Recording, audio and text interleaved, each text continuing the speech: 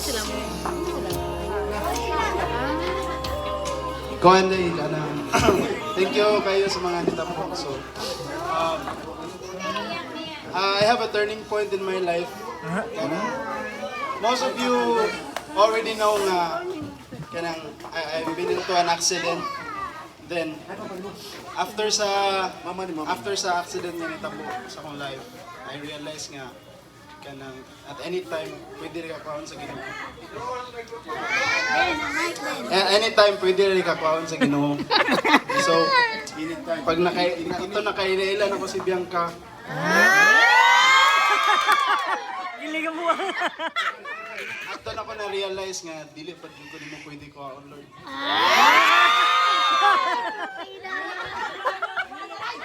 Ano naman? Okay, naagi day tao nga imuhang gihimo para sa kuha.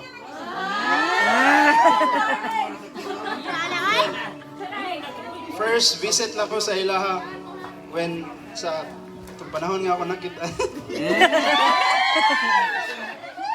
Sa panahon nga atong adlaw nga nakita na ko si Dia o si Gia. Ako nakita kong self na kanang padaghanon pa gyud. Ako nakita kong self na build og family with. I realized na siya ka Maglagot na naman. mayanon sa siya ka sweet. And I realized na siya ka may gugmaon. And sa tanan na itabo sa tong life, sa mga kalisod, sa nga atong nagian, sa atong mga trials. At first, kabalo ko nga daghan kayo mata, daghan kay agyan sa tuwa, pero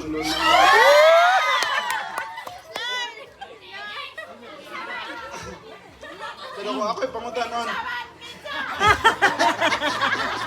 wala ko nagmahaya to tanan. Kay I would not change anything.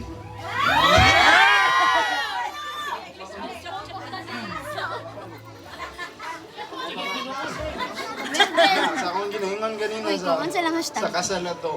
Bianca found her way home. I love you so much.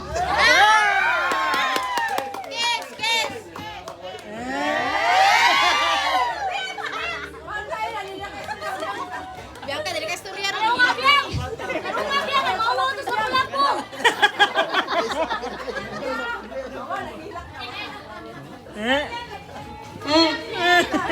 Si Melvin,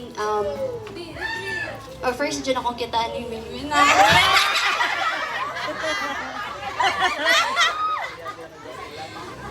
Kaya nakalan ko ito. Kani akong gustong uyabon. Pero wala ko nagmahay nga siya. Dito akong bipili. And nakaigpagpasalamat nga imong gidawat ang akong imong gidawat ang akong past. Wala ko ni mo gi-judge. Dili ako.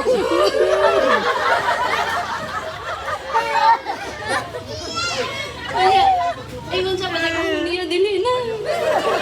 Wala sila, magpapasik kami mga na. Forever day. I love you.